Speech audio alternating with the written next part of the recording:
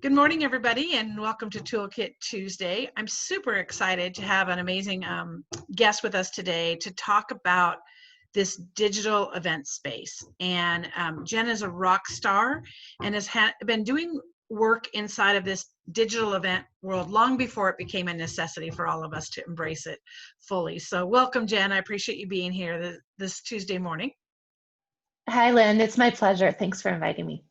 So Jen, tell us a little bit about yourself. We'd love to learn your connection to the event world and some of your history. Great. So, well, I've been in the industry over 20 plus years. Started more from the supplier convention bureau side, and then working for an association, the PCMA, the Professional Conference Management Association.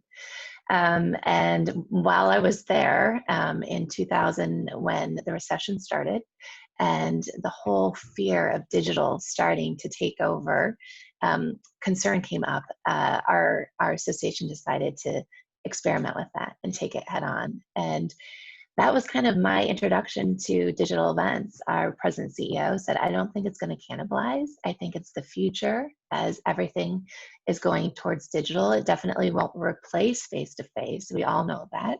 The power of face-to-face is irreplaceable. But wanted to experiment and said, you know what, we're going to take risk. So if we succeed, people will learn, and if we fail, they'll learn from us, so they don't have to worry about learning on their own first test. And that was kind of my first dabble into digital events, where I guess it's been 10 years now.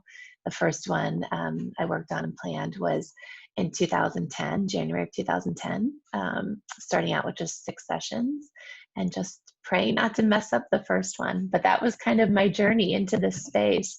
That's amazing. 10 years ago. Holy smokes. So when the recession was there, again, it was this new tool to be able to continue to conduct events. And then, so you're working for a group of professional conference managers, a discriminating audience, like I said with Toolkit about it. I'm this meeting planner and our audience is all meeting planners. So you have to be no willing pressure. to take, yeah, right. You have to be willing to take a risk and potentially, make some mistakes and let everybody learn from that. So when you were starting in the digital space, how many, were there a lot of platforms, and was it a steep learning curve around all the technology that existed? When we started, there were a couple. Now, just even the last 8 to 10 weeks, there's, heaps more that have developed. But we started with one technology, and we're really trying to figure out what were we trying to accomplish. We knew that, our knowledge was limited. We tried to pull in some individuals who had a strong production background. We knew, like you said, planning an event for senior level meeting professionals was quite daunting. So we had to be as prepared as we could be. So we stayed focused. We said, okay, let's start small, which is something I advise others to do when you can. Now is kind of a jump in and do what you can.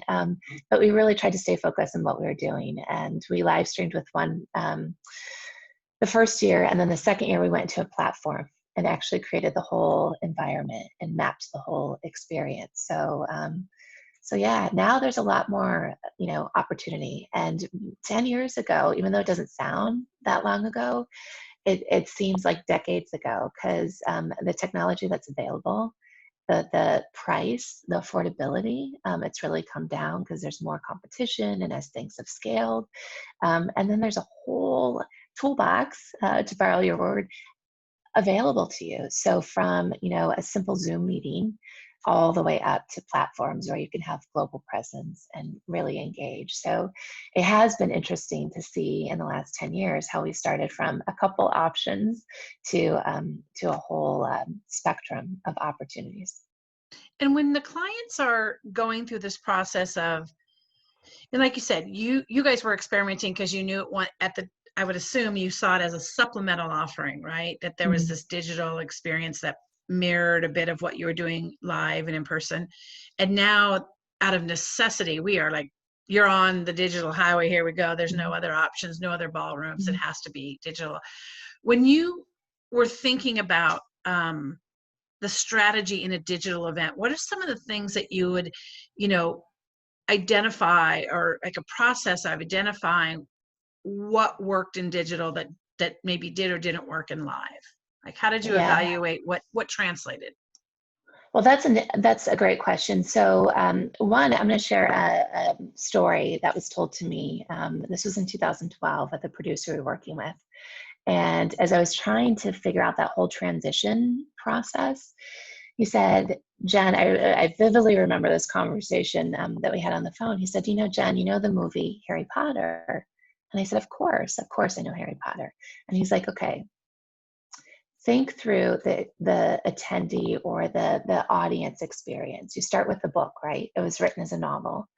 And then you take that to a theater play. And there's that whole transition point. You have a screenwriter that will take that and write the stage direction and have different actors involved and different lighting and scenery. And then you go to a movie. And then your movie, you only have 2 hours in a dark theater to engage an audience, or now on the comfort of their own sofa. And what does that look like? Now you have more freedom that you can do your shots. You're not limited to one physical stage, but what is that experience like? How do you bring in that music? How do you bring in that feeling? And then the final one is the online gaming. So they have the Harry Potter games where you become the character. So every time you go and you transition, you have to think through your audience first.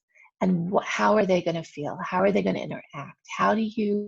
What do you need to do from a production standpoint to do that? So when you're looking at events, and when he said that to me, it just always stuck with everything. We went from live streaming 6 sessions to doing 3+ days with virtual happy hours.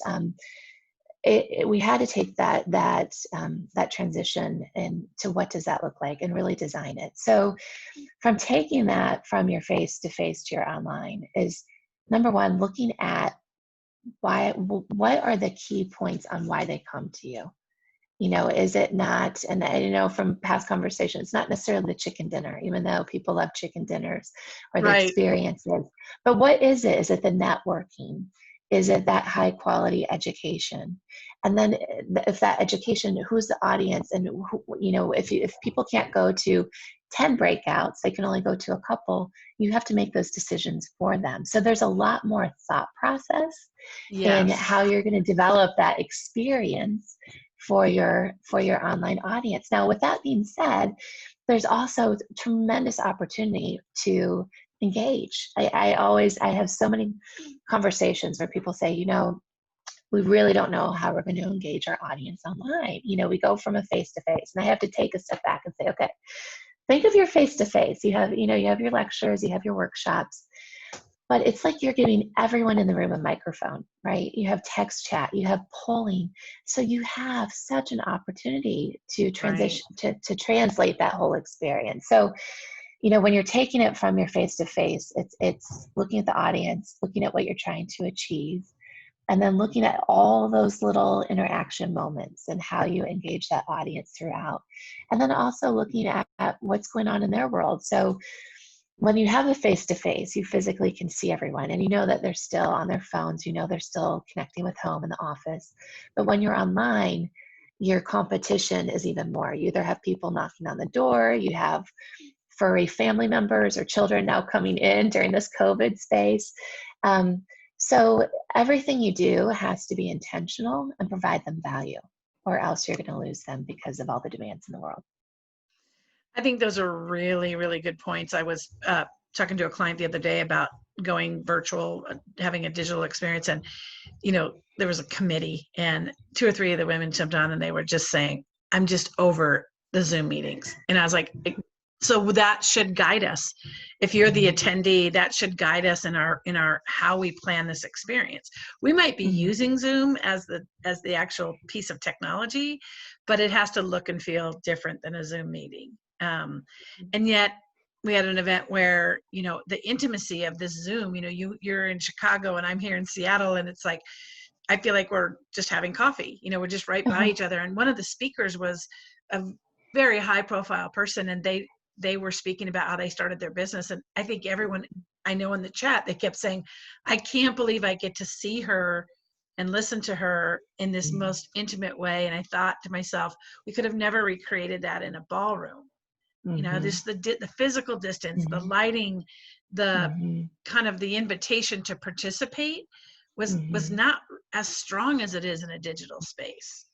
One of our Mm-hmm. team members says, I feel like people are encouraged to ask questions way more, because those people who sat in the ballroom that didn't want to walk to a standing mic, or they weren't comfortable asking, now they can engage. So thoughts on some of that, like silver lining stuff around digital?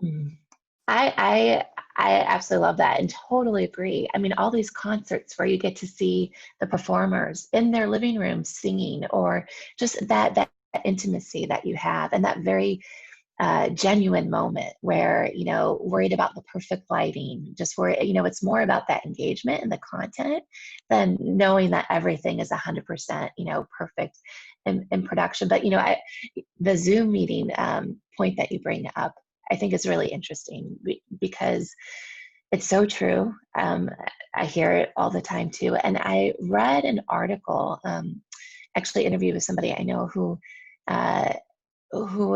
is recently diagnosed as being autistic as an adult, but it was talking about being on Zoom from attendee perspective and having autism and what you need to consider. And so being on Zoom for 8 meetings straight, a lot of people feel like they're being watched, right? Even if you're engaging or you're not engaging, or people have different levels of comfort, so they might not want to be on camera. And so I think that you bring up a great point there, that we need to think about that and see, make sure that the people that we're on with feel comfortable and that we've given them options that they can opt into how they want to connect with us.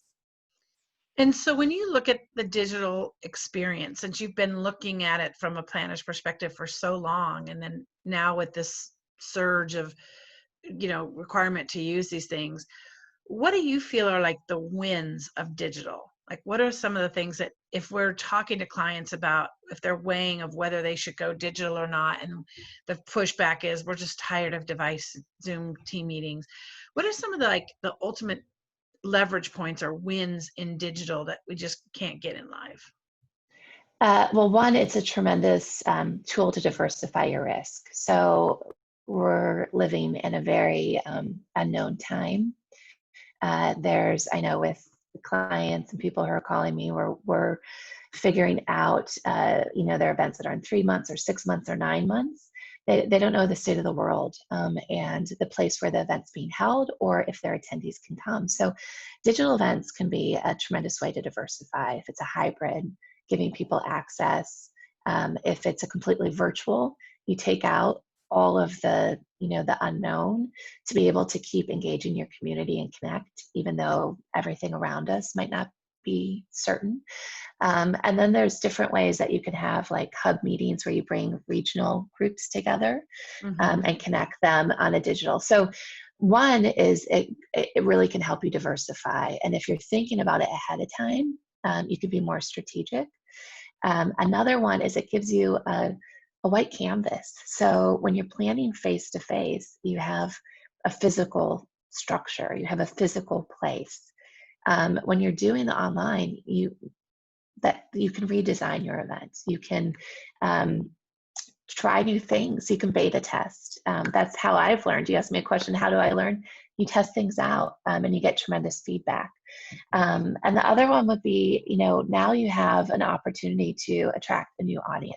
So when people don't have to travel, it's a low risk proposition for them. So they don't have to take the time out of the office, even though hopefully they're closing the door. But even if it's checking you out for 1 or 2 sessions, it could be a sideline segment to you. They're not your primary audience member.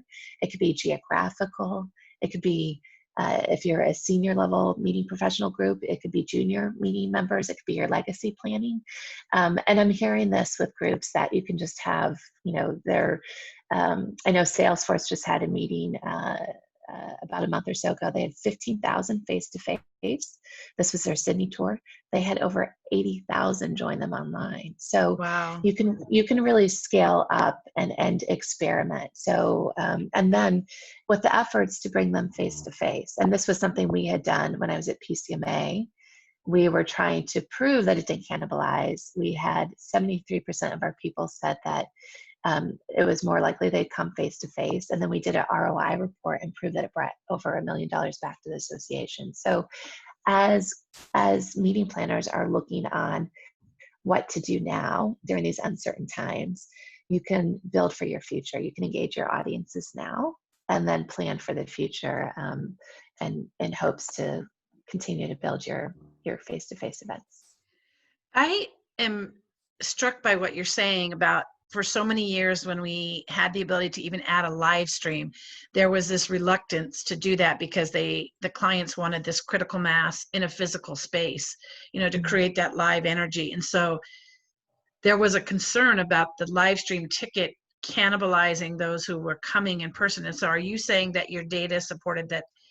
Was this a net new audience digitally? It wasn't the people that were choosing whether to go live or digital. It was the ability to create a brand new customer through the live stream. Yeah, so what we did with our report, because we do lots of surveys, and I highly recommend benchmarking to get surveys, because people will tell you, and it's tremendous opportunity. So we had the feedback they were coming, but we wanted to prove that. We wanted to demonstrate or disprove it. We wanted the data. So we did a report, and we looked at people who had not attended face-to-face for 5 years or more. So they didn't come to a couple of our flagship events. And then we track them. So they came digitally, and then we looked to see what they did afterwards. And we track this through our database, and looking at future face-to-face registrations, which our face-to-face numbers were trending up afterwards. Once we started this, we had new memberships. We had membership renewals, because once you get that individual who engages with you and then they stay with you, that spend just keeps growing. So yes, it was a new audience. They were target audience members for us, growing our community. We also did a second part of the report, a report on return on engagement. So not just the financial aspect, but we wanted to engage our audience, our members and our non-members. And so we did the same report, people who had not engaged, but what were they doing? And we had a 250,000 website views.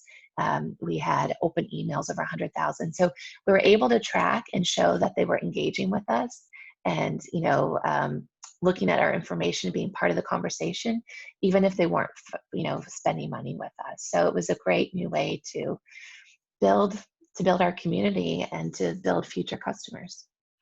I think it's interesting that we have a trade association have an event next week, and they've opened it up to every college student that's in that field. And I thought, just think about the confines of a ballroom, and if the students that couldn't pay the ticket price that would require to cover the overhead, all of a sudden anyone in this field can come into this professional conversation with these thought leaders, and at little or no, they made it free to the students, but they really created a pipeline of people that can come to their live events for years to come.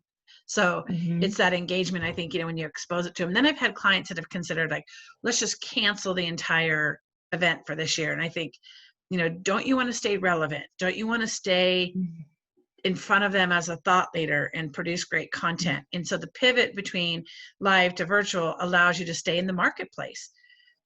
Frankly, going dark for an entire year till next fall or whatever that might be, I think it's a lack of keeping that brand equity. I don't know, thoughts on that?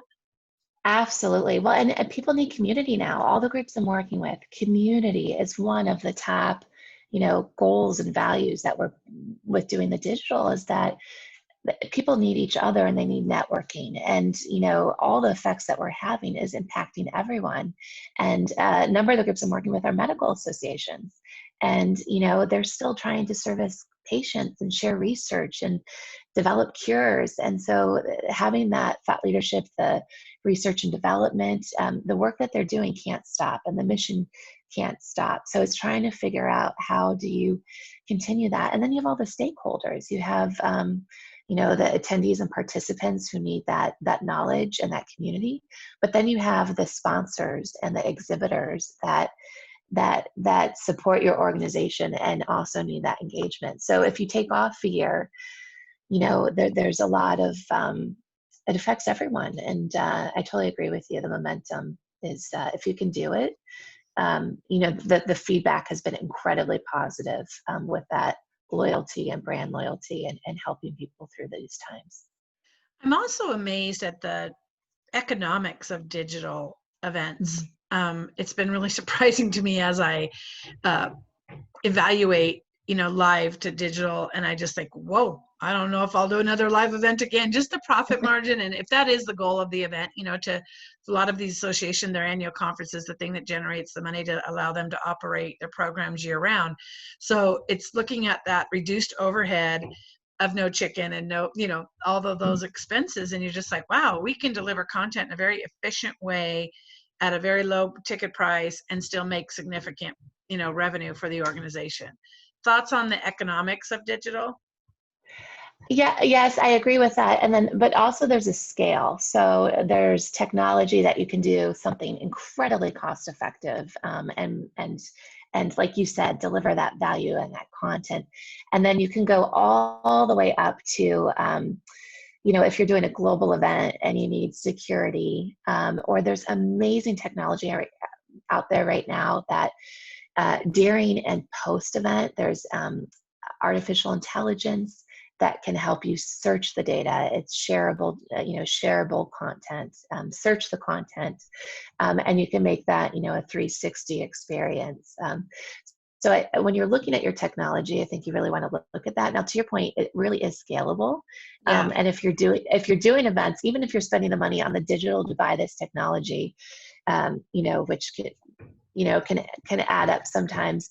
But when you spread that on the impact of the organization or the corporation, and you spread that over 12 months, and you're ongoing, it can be really powerful. So yeah, it absolutely is scalable. And like you said, with the students, that's no extra money typically to bring in additional. So the way that you can continue to grow that with sponsors and audience is just it's very scalable, which is harder to do in the face-to-face when you need to be preparing more meals and getting more cheers at the last minute.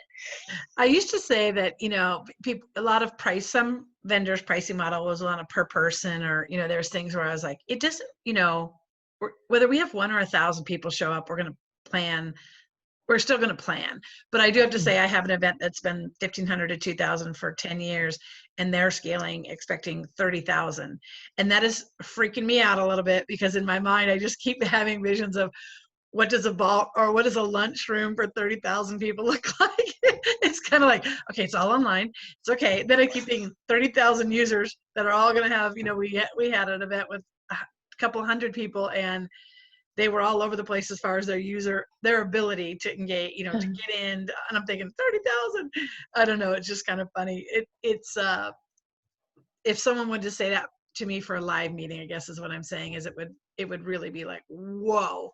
And now it's like, well, so there's 28,000 extra people there. That's okay. The show is still the same. I'm trying not to freak out over it. I'm like letting the technical people breathe, and they tell me it's going to happen and people can get in there. And I'm like, okay, great.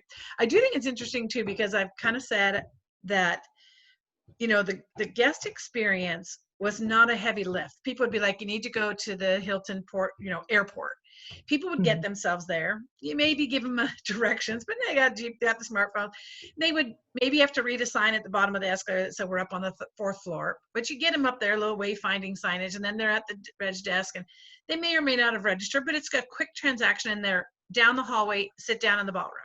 And now I was explaining to our team, whatever that number is, 200 of them, now you're putting the controls in their hands to find this ballroom, this digital online ballroom. And so their technology, their own personal technology, right? Their sight and sound on their own laptops, and then their ability, how tech savvy they are to get into a link and double authentication. Where do I put this? And so it's almost like you put it all in their hands, which I feel like our reg desk would be 3 times as long to be able to field these questions.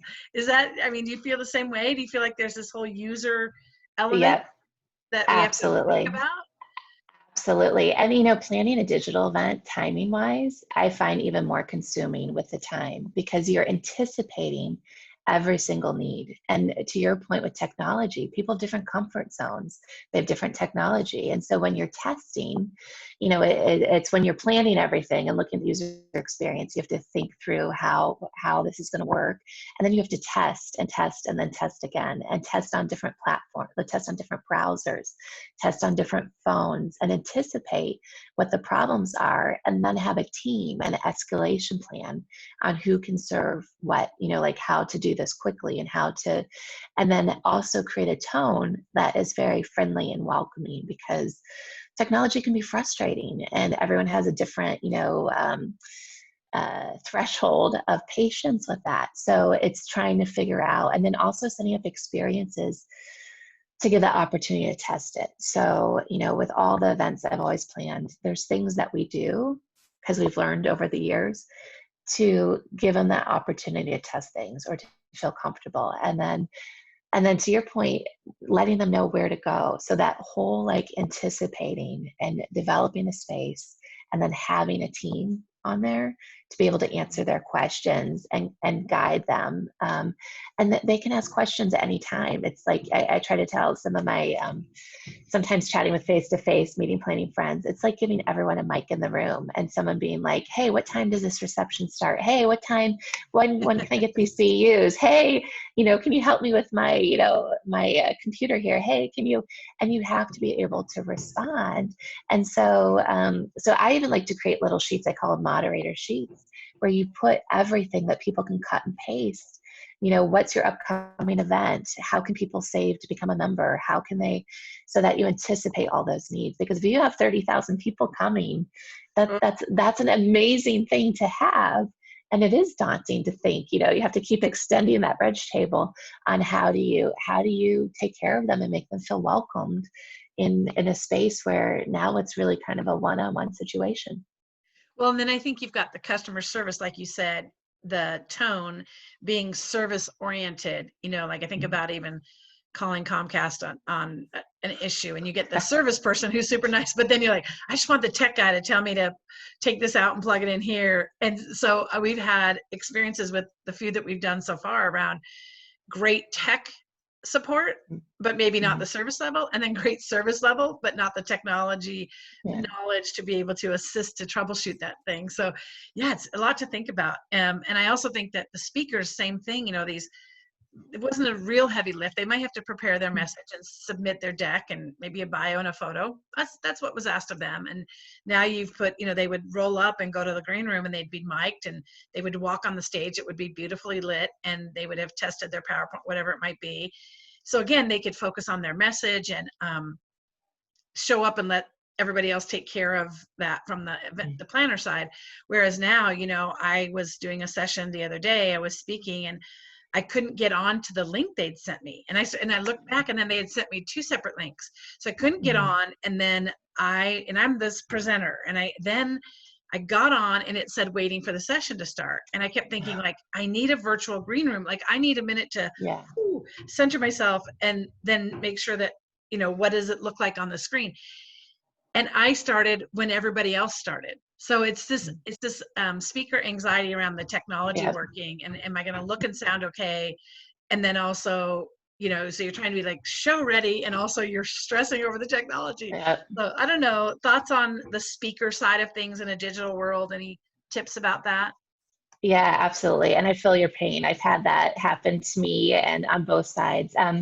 So doing a rehearsal, doing the testing, going through, typically in the ideal world, it's great to do a test with them before you do a rehearsal, depending on the size of the show and what you can do. But giving them tips ahead of time to make them with their lighting and what they're wearing and what's around them. Because a lot of people, now that we have COVID, people can see everything and, it's more, but you just want to, reinforce that what they see and how they're seeing it is part of, what they're presenting. And so having those testing opportunities to come in and feel comfortable in the space is really important. When I'm coaching speakers, try to just give them a couple tips of things to keep in mind, with the welcome and the engagement. And then when it's show ready or show day, to come in early And when possible, have a phone bridge. So when you can't, because I've had that happen to myself too, where I'm trying to get in and the link isn't working. And here I'm like, I should know how to do this. Like, you get stressed about what that is. So doing it early. I've actually, when we produce digital events, when I was with the Digital Experience Institute, we used to do a digital event for people who do digital events, a digital summit. And when we did that, my role on that, I had a producer in the running what was live. I was in the green room. So getting every speaker ready, having a chat with them, getting them comfortable, testing out their audio. So if you can, having somebody that can kind of prep, and then also, like you said, relax, talk Yeah. about and feel, because it is, the last thing you want is to turn on and feel comfortable. But I know back in the day when all of this, the hybrid was scary and different and people didn't, the speakers, it was trying to convince them. And then after they saw what the capability was and how they could engage with the audience, I actually would have speakers that would come and say, can I be part of, Oh, are you going to nice. live stream my session? Because they get into it once they understand it and feel comfortable. But I think you hit it right on the head. You got to feel comfortable, and you need to make them feel comfortable, and you need to be able to coach them through that and give them that opportunity to connect with you when they can't directly online. Well, and I think if your speakers are not comfortable with, it takes a lot of energy. We've had some great speakers on Toolkit Tuesday that talk about trying to break this fourth wall and looking at the actual dot instead of the person on the screen. And I'm trying to do that now. And, you have to have a lot of energy to come through the screen. I Yeah. have such appreciation for broadcasters and people who just seem like they're just sitting there with me, but they're bringing a lot of energy and connection. And not everybody's like that. I have biology teachers. They're just not going to be great at this. And, I think the pre-recording option helps them feel a bit more comfortable that they're not worrying about the tech issues because they know it's a clean show, and then they can sit back and maybe, answer questions in the chat box. But I love talking to you and having you share your perspective, because I feel like you're one of the few that were kind of in this camp before we all got thrown into this situation. Some top tips you might leave us for the planners that are moving into this new frontier, kind of some maybe 2 or 3 key takeaways that our planners should be thinking about.